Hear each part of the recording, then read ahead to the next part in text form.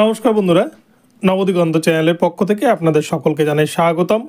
তো বন্ধুরা, আজকে সকালে গুড মর্নিং জানিয়ে আপনাদের সাথে যে আপডেটটি শেয়ার করতে চলেছি, এই ভিডিওটি আমার অনেক দর্শক বন্ধুর অনুরোধে অনেকেই কিন্তু আমি গতকালকে একটি ভিডিও দিয়েছি রাত্রে এনআইএস ডিএলএডদের বিষয়ে আমি বিস্তারিত ভিডিওতে জানিয়েছি। তারপরেও কিন্তু অনেকেই হয়তো বুঝতে পারছেন না যে প্রাইভেটে বা প্রাইভেট স্কুল থেকে যারা ডিএলএড করেছেন তাদের বিষয়টি কি বলেছে সুপ্রিম কোর্ট, তারা ভ্যালিড কিনা, তারা ফ্রেশ রিক্রুটমেন্টে বসতে পারবে কিনা, এই নিয়ে কিন্তু অনেকেই দুশ্চিন্তায় রয়েছেন।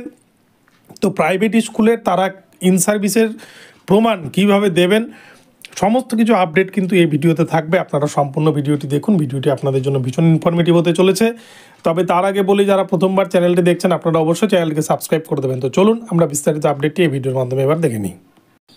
তো দেখুন বন্ধুরা, দীর্ঘ প্রায় 1 বছর অতিক্রান্ত হয়েছে। আমরা দেখেছি গত বছর 2023 সালের নভেম্বর মাসের শেষের দিকে কিন্তু এনআইএসদের একটি রায় এসেছিল সুপ্রিম কোর্টের পক্ষ থেকে। সেখানে এনআইএসদেরকে বাতিল ঘোষণা করা হয় প্রেস রিক্রুটমেন্টের ক্ষেত্রে, যেহেতু একটা 18 মাস এবং 24 মাসের এই দুটি সময়সীমার যে ট্রেনিং কোর্স, এটা নিয়ে কিন্তু তাদের যে অবস্থান, সেই জায়গাটাতে কিন্তু এনআইএসটা পিছিয়ে গিয়েছিল। যেহেতু 6 মাসের প্র্যাকটিস টিচিংয়ের বিষয়টা কিন্তু তাদের এই কোর্সের মধ্যে নেই।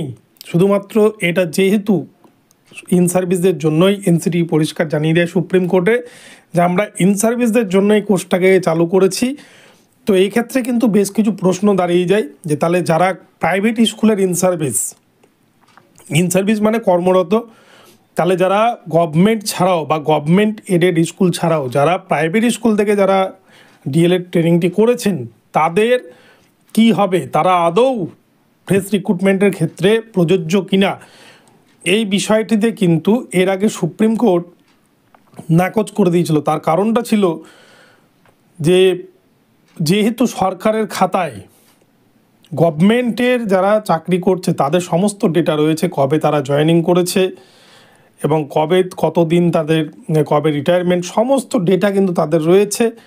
কিন্তু দেখা গেছে অনেক প্রাইভেট স্কুলেরই কিন্তু সেই ডেটা গভর্নমেন্টের কাছে কিন্তু রেজিস্টার নেই।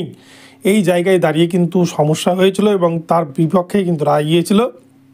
সেই জন্য প্রাইভেট স্কুল থেকে যারা এনআইএস করেছিলেন তাদেরকে বাদ দিয়ে দিয়েছিল সুপ্রিম কোর্ট।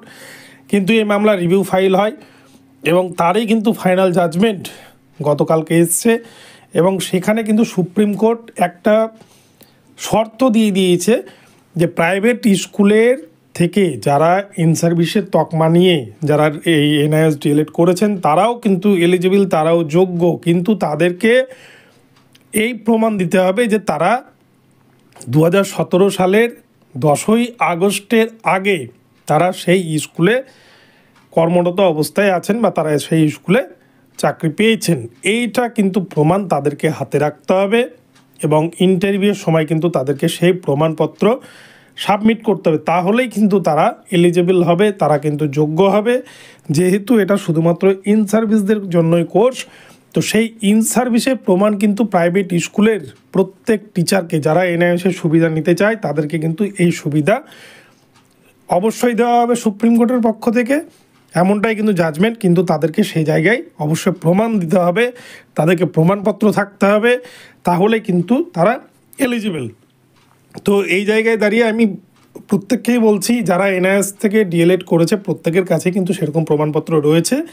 তো আপনারা সেদিক থেকে কিন্তু প্রত্যেকে এলিজিবল, আপনারা কিন্তু আগামী রিক্রুটমেন্টে বসতে পারবেন, আগামী রিক্রুটমেন্টে পরীক্ষায় দিতে পারবেন এবং আপনারা কিন্তু টেটের ক্ষেত্রেও এলিজিবল।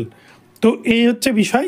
এনআইএসদের জন্য কিন্তু একটা ঐতিহাসিক জাজমেন্ট গতকালকের দিনে এবং একটা ঐতিহাসিক রায় এসছে, যেখানে কিন্তু সকলেরই মন ভালো হয়ে গেছে এনআইএস ক্যান্ডিডেটদের এবং সারা দেশ জুড়ে প্রচুর এনআইএস ক্যান্ডিডেট রয়েছে যাদের মুখে কিন্তু হাসি ফুটেছে। তো বন্ধুরা, এই হচ্ছে বিষয়।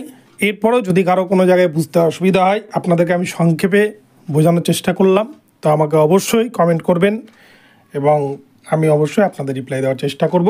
তো ভিডিওটি ভালো লাগলে চ্যানেলটিকে সাবস্ক্রাইব করবেন আর এই ধরনের আপডেট প্রতিনিয়ত পেতে আমার চ্যানেলটিকে ফলো করতে থাকুন। ধন্যবাদ সকলকে, সকলে ভালো থাকবেন, দেখা হবে পরবর্তী ভিডিওতে। নমস্কার।